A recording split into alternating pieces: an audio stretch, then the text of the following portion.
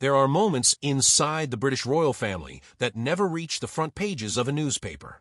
They happen in quiet rooms, over formal dinners, or through politely worded memos that carry the weight of a declaration of war. What unfolded in the weeks surrounding the June 2026 wedding of Peter Phillips and Harriet Spurling was precisely that kind of moment, invisible to the outside world, devastating to those within it, and more revealing about the true power structure of the modern monarchy than almost anything that has happened in years. To understand what Camilla did, and why William reacted the way he did, you have to go back further than the wedding itself.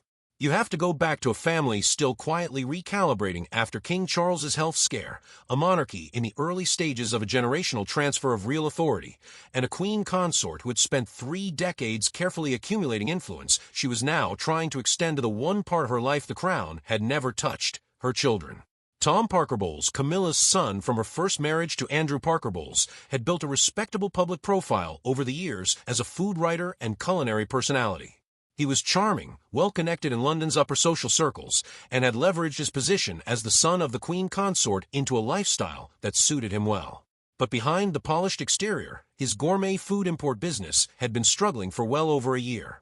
Rising costs, supply chain disruption, and a damaging incident involving a spoiled shipment of imported delicacies had left his accounts in a difficult state. By early 2026, people close to him knew the business was in serious trouble. He needed either a major injection of capital or access to the kind of buyers who could transform his commercial prospects overnight. His mother knew every detail. Camilla had always been protective of Tom and Laura in a way that was understandable for any parent, but which had periodically created friction inside the palace walls. She had, over the years, made quiet attempts to elevate Tom's social standing at royal events, nothing flagrant, nothing that made the press, but enough that those who paid attention had noticed a pattern. A better table at a private dinner, a more prominent introduction at a charity gala. Small favors, accumulated over time, that signaled she was always looking for ways to give her son a higher platform. When the invitations for Peter Phillips and Harriet Spurling's wedding went out, Camilla saw something far more significant than a family celebration. Peter was Princess Anne's eldest child, and the late Queen Elizabeth's first grandchild. This was a bloodline event, and Harriet's family brought with them a remarkable guest list, trade contacts, foreign dignitaries, old money families with deep pockets and international connections. For a man trying to save a struggling import business, it was potentially the most valuable room in England. Camilla's office quietly submitted a formal request to the household registry. The ask was precise and deliberately worded, that Tom be given a ceremonial position in the official receiving line during the wedding reception, occupying the slot left vacant by the absence of Prince Harry, who had not been invited. The request framed this not as a personal favor, but as a matter of operational efficiency, filling an empty position in the formal structure of the event. It was careful, it was calculated, and it landed at Kensington Palace like a stone thrown through a window. Princess Anne read the memo personally. Those who know her well describe, and as someone with an almost forensic understanding of how royal protocol functions and why it exists. She does not view tradition as sentiment. She views it as the architecture that holds the institution together. And what Camilla's office was proposing was, in Anne's reading, not a minor adjustment to a seating plan. It was an attempt to insert a private citizen, a man with no royal title, no royal duties, and no hereditary claim, into the formal bloodline structure of a Windsor family event. And reportedly set the memo down on her desk and said simply, absolutely not. But this was not merely a matter for her, and to resolve alone. The memo had wider implications, and both she and William understood that how they responded would set a precedent that reached far beyond one wedding reception. William had been aware for some time of the pattern Camilla's office had been pursuing. He had watched the small favors accumulate. He had noticed the gradual creep of her household's requests into areas that touched on palace protocol. And he had largely chosen, for the sake of his father's happiness and the appearance of family unity, to let those things pass without direct confrontation. But this request was different in kind, not just in degree. This was a formal submission to the official registry. It was documented. It was institutional.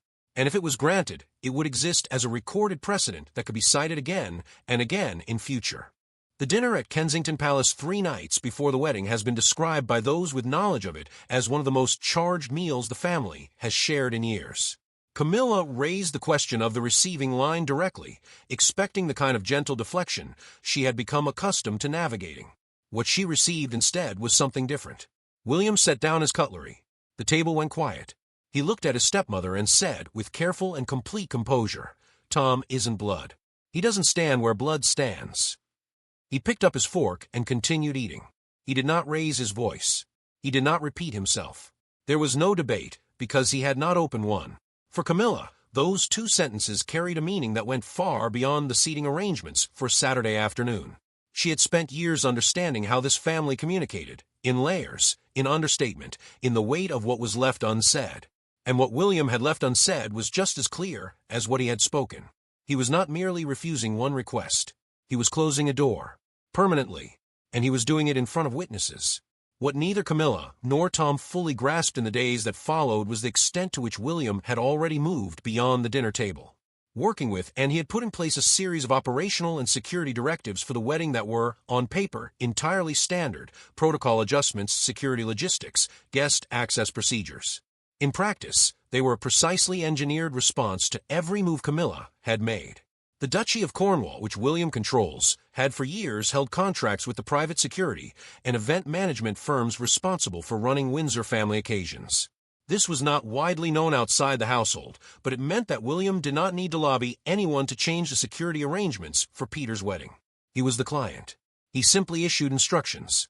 The directives that came through in the days before the ceremony removed Tom from any formal role at the event, restructured the receiving line so that all dignitaries were introduced exclusively through official bloodline channels, and imposed a strict early exit protocol that would route anyone leaving before the formal reception concluded through a service corridor. Well away from the press positions, Camilla's office had been carefully coordinating with media outlets in advance.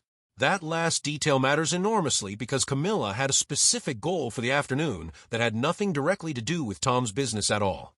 She had been planning an exit from the wedding ceremony that was designed to generate a very particular image.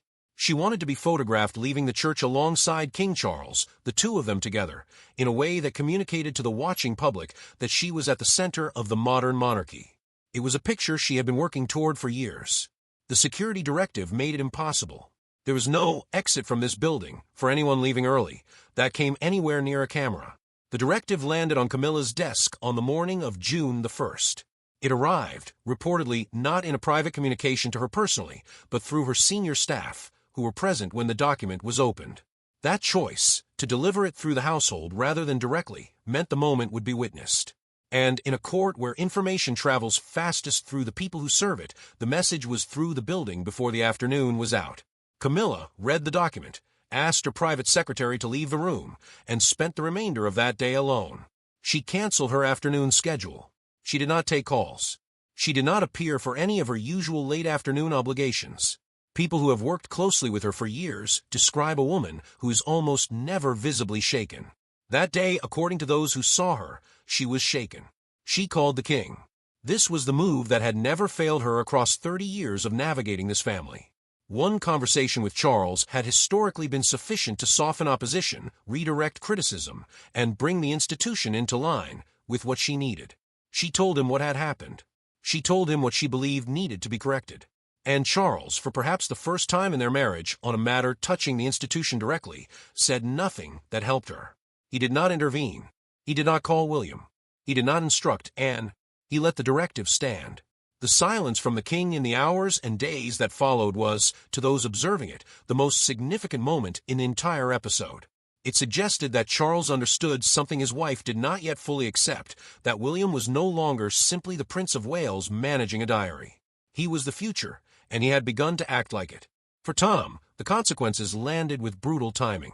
The same morning that the directive arrived at his mother's desk, his accountant delivered an assessment of the company's remaining financial runway. The number was not good. Without new investment, without a significant commercial deal, without the kind of introductions that a royal wedding reception would have made possible, there was a clock running. The formal introductions he had hoped for to Harriet Spurling's family, connections in the international trade sector, to the diplomatic guests from across the channel, were now structured to flow exclusively through the official receiving line he had been removed from. Every door Tom had spent weeks quietly working to open had been locked from the other side with a single piece of paper. The wedding itself, when it finally arrived on the 6th of June, was exactly what Peter and Harriet had always wanted it to be. A quiet, beautiful personal ceremony at All Saints' Church, surrounded by people who were there because they genuinely wanted to celebrate. The formalities ran as Anne's household had planned them. The receiving line was orderly and appropriately structured. Tom attended as a private guest. He was not introduced to the trade delegation. The discounted wine and food he had offered the catering team was not featured prominently at any table where it might have attracted useful attention. He left before the formal reception ended, quietly, through a side exit, with no one paying him particular notice. In the weeks that followed the wedding, the effects continued to ripple outward in ways that made clear this was not a one-day event, but the beginning of a sustained recalibration of how Camilla's household operated within the broader palace structure. Her personal media team came under audit oversight from representatives connected to the Duchy of Cornwall. Staff who had served her for years found their contract renewals contingent on new reporting arrangements. Her travel schedule was reviewed and trimmed. Several public appearances tied to her charitable patronages were rescheduled without the kind of advance publicity her office had grown accustomed to generating. Inside the private chambers of the family's residences, those who worked there noticed something symbolic that said, as much as any memo. A portrait of Queen Elizabeth II was moved back to a position of prominence it had not occupied for some time. In a household where small gestures carry institutional weight, the message did not need to be spoken. It was simply there every morning when the staff came in to begin their work. Harry, from his life in California, received word of what had happened through the channels that still occasionally connect him to events in London. His reaction, relayed through a person close to him, was not triumphant. It was tired. He had said years before he left that if no one drew a clear line early, Camilla's children would eventually seek a permanent foothold inside the institution. He had been told he was being dramatic. He had been waved off by the very people who now found themselves doing, belatedly, exactly what he had suggested needed doing when it was simpler. He did not feel vindicated. He felt the particular exhaustion of someone who had watched a predictable thing take years longer than it should have. What this story ultimately reveals is something deeper than palace gossip or family rivalry.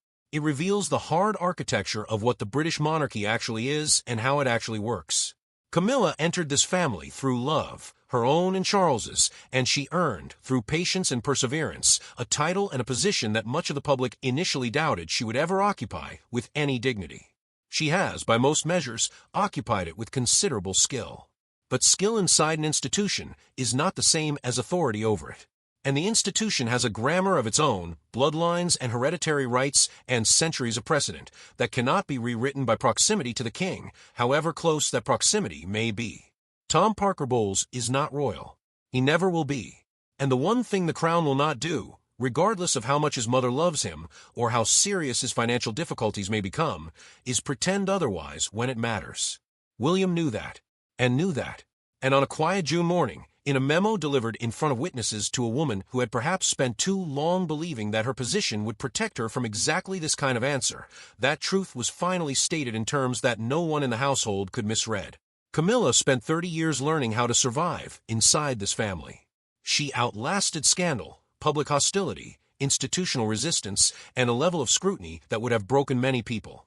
She deserved credit for that, and most fair-minded observers gave it to her. But survival is a different skill from governance. And what the events of June 2026 made clear, in the quietest possible way, is that the governance of this institution now belongs to William. Not in the future. Now.